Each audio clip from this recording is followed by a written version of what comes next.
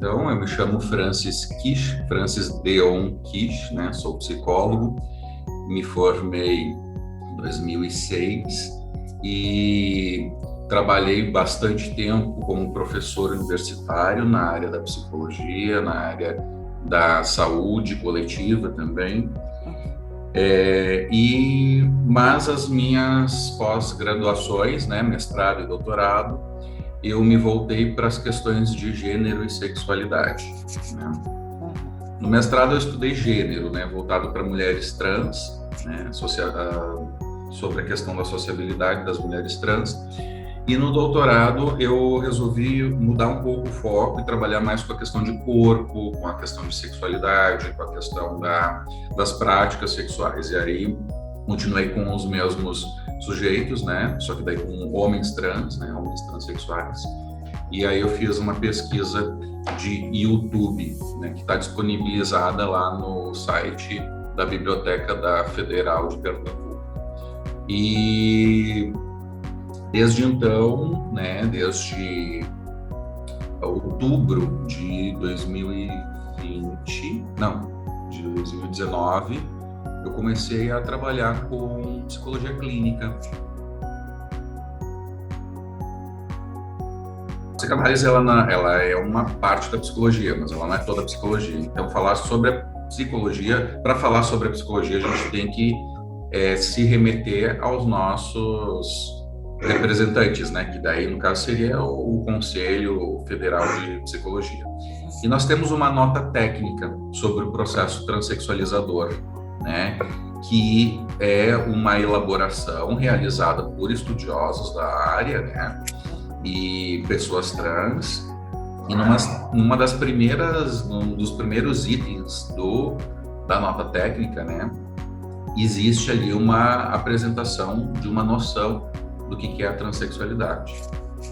E aí fala que transexualidade, travestilidades, né, elas não constituem condições, né, psicopatológicas, ainda, né, que não reproduzam as concepções normativas, né, de coerência entre sexo biológico, gênero e desejo. Essa patologização, ele é uma das primeiras questões que o psicólogo que não digamos assim, não tenha de qualquer abordagem, né, precisa refletir antes de entrar na clínica com a pessoa trans, né? Então, no sentido da despatologização, por conta já do histórico de precarizações, sofrimentos, né, os muitos nãos que são produzidos para essas pessoas, né? E uma questão também que eu queria colocar, né, que eu me senti bastante à vontade de falar sobre esse tema, porque eu fui convidado por uma pessoa trans, né? Então isso me deixou mais à vontade para poder falar sobre esse tema, porque nós temos também outras pessoas que falam a respeito dentro da psicologia, como a Jaqueline Gomes de Jesus, que é uma psicóloga trans, né, lá do Rio de Janeiro, do Instituto Federal. A Sofia Fávero também, que é uma psicóloga trans, que está escrevendo bastante sobre essas questões. Então, nós temos psicólogos, né, que estão pensando a teoria, e isso é um outro ponto para a gente debater. Então, de forma geral, a gente deve pensar que isso não se trata, né, de uma patologia, né? Definir se a pessoa é ou não transexual, e não é esse o papel que a gente entende que seja do psicólogo. Eu, por exemplo, eu trabalho a partir de uma perspectiva de chegada. Então, se a pessoa me diz que ela é homem, que ela é mulher, que ela é não binária, eu vou tomar o gênero de chegada, e não é o gênero não é de saída, né? Não é o final, é como ela se apresenta. E as pessoas podem mudar.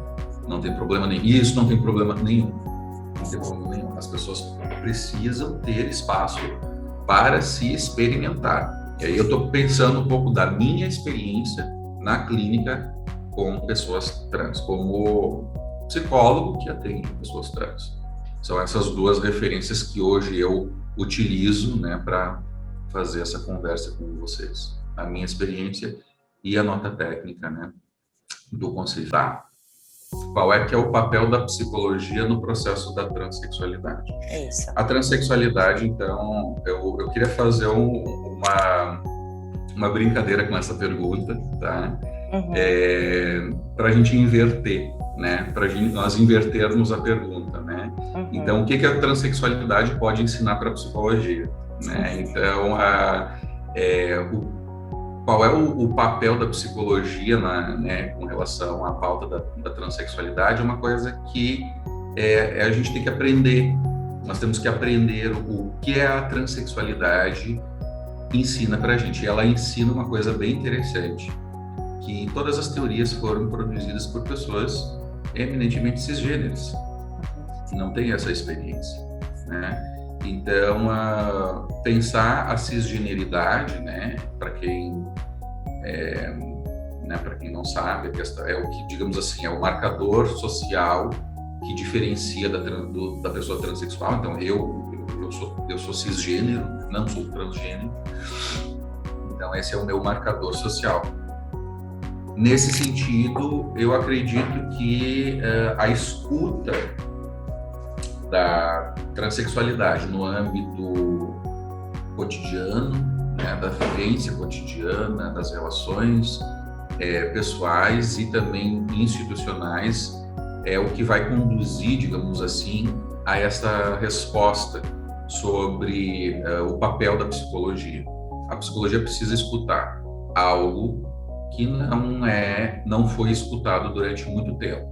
Então, agora nós estamos tendo, por exemplo, autores trans no cenário nacional escrevendo sobre homossexualidade, escrevendo sobre as suas vivências, né, passando para o lado de lá da escrita, né, da fala, do discurso, né? Então, passando a falar sobre si, né, e não ser falado, que é uma coisa que a Sofia Favero fala bastante, né? De ser falado, de passar para falante, né?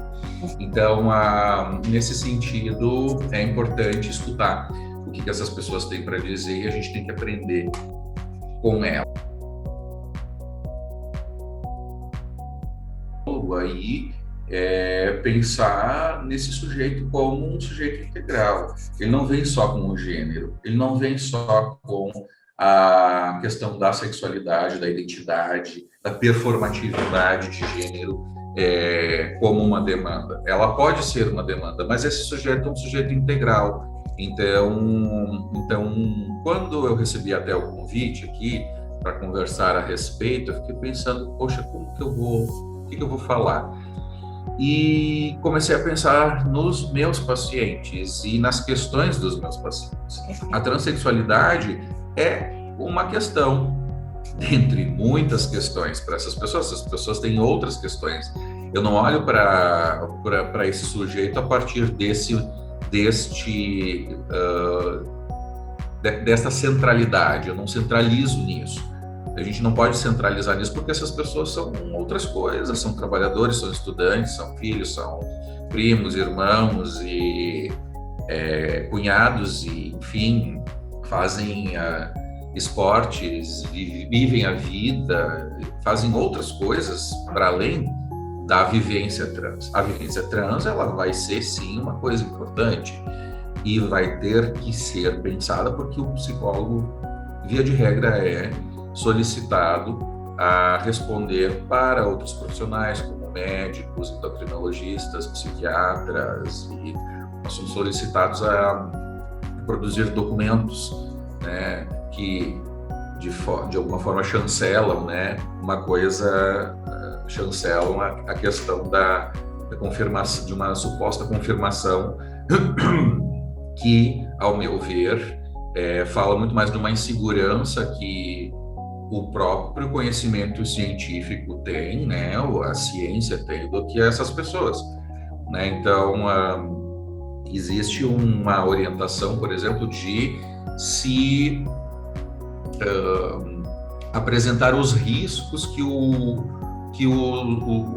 as técnicas de transformações corporais elas podem gerar para as pessoas.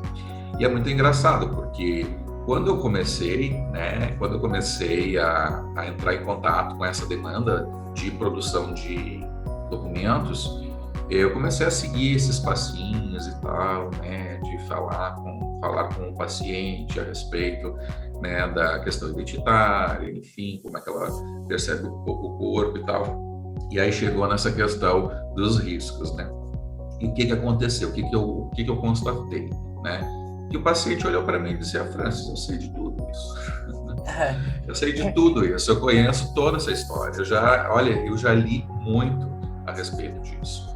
Claro, enquanto profissional clínico, eu não posso me furtar de trabalhar essas questões com o paciente, mas geralmente eles vêm com uma bagagem cultural sobre transexualidade muito grande, né? Então, a transexualidade muitas vezes não é novidade para aquelas pessoas, né? Então, alguns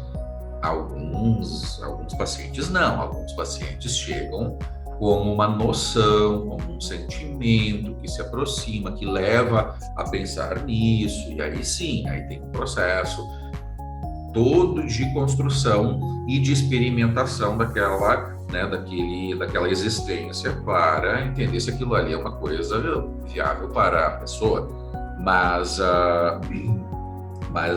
via de regra, eles já vêm com muitas informações sobre o universo trans, em que o psicólogo ele vai trabalhar como um facilitador. Essas pessoas têm outras questões, tem problema com mãe, com pai, com namorada, com namorado, tem essas questões que são questões cotidianas, né? Então, se cria um pouco uma alegoria a respeito desta vivência que deve ser trabalhada desta ou daquela, deveria ser trabalhada desta ou daquela forma, e tem que desconstruir um pouco isso, é um pouco de fantasia, é um pouco fantasiosa essa percepção. Mas, sim, quando o sujeito traz isso como uma demanda, se trabalha isso, né? A gente vai trabalhar isso. Tanto que o pedido inicial, muitas vezes, passa pela identidade, passa por compreender melhor as questões identitárias, né? Eu tenho pacientes, por exemplo, que se nomeiam, né, trocam o nome ou se auto-nomeiam no consultório, se experimentam um nome diferente, por exemplo, digamos assim, um nome é uma pessoa que foi designada mulher, né, e tem uma vivência transexual, só que ainda não escolheu o nome, e aí o processo terapêutico ajuda a fazer isso. Né? Acho que passa pelo conhecimento da demanda, né? Pelo conhecimento da temática. É preciso conhecer quais são as demandas, entender, por exemplo, por que é que as pessoas trans não vão para a escola, por que são expulsas, como é que, o que isso tem a ver com bullying, né? O que tem a ver com essas normas, né? As normas cisgêneras, uma cis-heteronormatividade que é colocada para a gente, né? Que nos é apresentada, a gente toma ela no leite e acredita que exista uma natureza, né? Uma natureza sobre o corpo, uma natureza sobre a subjetividade, que é intransponível, que não se transforma, e as pessoas trans estão mostrando isso, que não, que sim, isso é uma coisa que se move. Nesse sentido, as políticas de inclusão, elas são importantes, né? As políticas de inclusão, as políticas de reparação, né? Então, as cotas, elas são bastante importantes para equalizar uma situação de desigualdade que a gente se encontra hoje, né?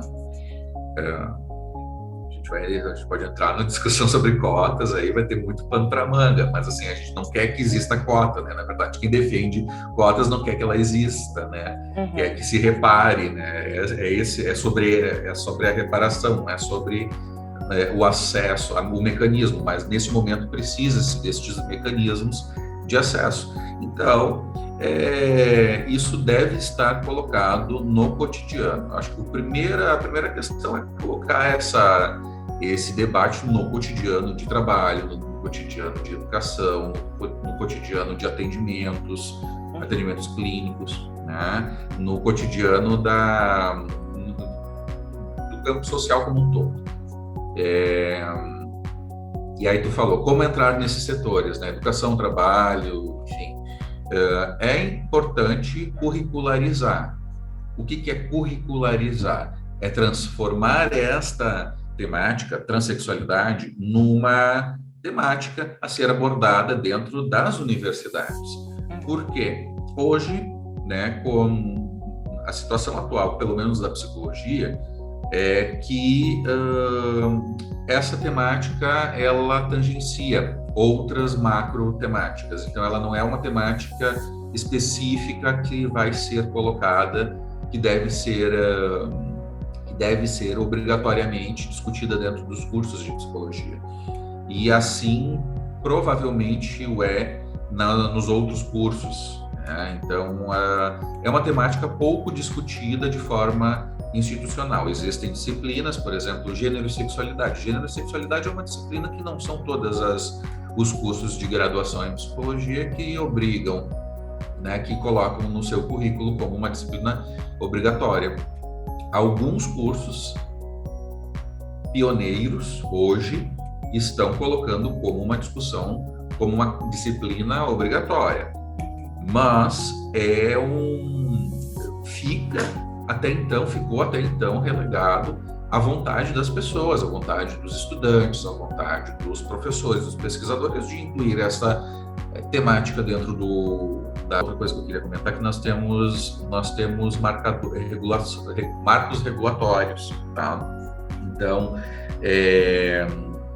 a gente tem a portaria 457 de 2008 do Ministério da Saúde, que trata do processo transexualizador e que prevê psicólogos dentro da equipe de atenção especializada, né? O próprio reconhecimento, né, do Conselho Federal de Medicina, né, através das portarias 1482 de 97, 1955 de 2010, né, que endossam o acompanhamento psicológico, né? Então a psicologia tem muito a contribuir com esse debate, né? E é de reconhecimento institucional já. Então esses marcos legais, eles dão respaldo, né? O psicólogo, ele é um profissional importante na produção, né? Na produção desse processo, no acompanhamento desse processo, né? De decisão do sujeito, né? Que passa pelas vivências múltiplas, né? Da vida do sujeito, né? Não só sobre aquilo ali, enfim. Insisto nessa coisa do escutar, que escutar as pessoas, sabe? A nossa função hoje é escutar, olhar, escutar, aprender, né? O que essas pessoas têm a dizer para nós, né? Que quando eu digo nós, eu estou dizendo todo um sistema cisgênero que foi construído e que permite dar essa ideia de que a pessoa transexual pode ser um outro. Mas essa pessoa transexual, ela não é um outro. Se tu for ver, ela não é essas pessoas não são um outro, né? Então, o que nos faz pensar que elas são um outro, né? O que faz o nosso discurso caminhar para essa percepção de forma tão automática e tão naturalizada. Então as perguntas, elas devem ser invertidas, né? Então, quando a gente pensa o que a psicologia pode contribuir, como a psicologia pode contribuir para a transexualidade, a gente pode inverter a pergunta: como é que a transexualidade pode contribuir para a psicologia? E já tem muita movimentação, tem muita gente falando, tem muita gente debatendo, e essas pessoas têm que ser ouvidas, para não reproduzir esse lugar de suposto saber que a psicologia historicamente sempre ocupou, né, a partir das relações de hierarquização, né, do sujeito que fala, do sujeito que escuta, do sujeito que fala sobre. Então, sair um pouquinho desse lugar, sair um pouco desse lugar e para dar espaço, né, para a escuta, né, das pessoas. Pessoas trans precisam ser ouvidas. E aí eu vou pegar de novo essa questão, né? Essa questão da representatividade, que eu fiquei bastante confortável pelo fato de ter sido convidado por pessoas trans para fazer essa entrevista, que uma delas é um paciente que deu acesso, né, a outra pessoa trans, enfim, do meu contato. Então, assim, por esse motivo eu fiquei tranquilo de fazer, né, fazer essa conversa, né, enfim. Mas o que isso representa? Isso representa que a gente tem que pensar no lugar de privilégio que nós temos com relação às pessoas trans. Nós, cisgêneros, quando eu falo nós, eu estou falando pessoas cisgêneras. Como é que a gente pode utilizar o lugar de privilégio no sentido de contribuir para que essas pessoas, né, para que as pessoas elas tenham mais acesso, enfim, sejam mais. Eu acho que é isso. Eu acho que é uma luta em conjunto, é uma luta de todo mundo, né? Uma luta de todo mundo.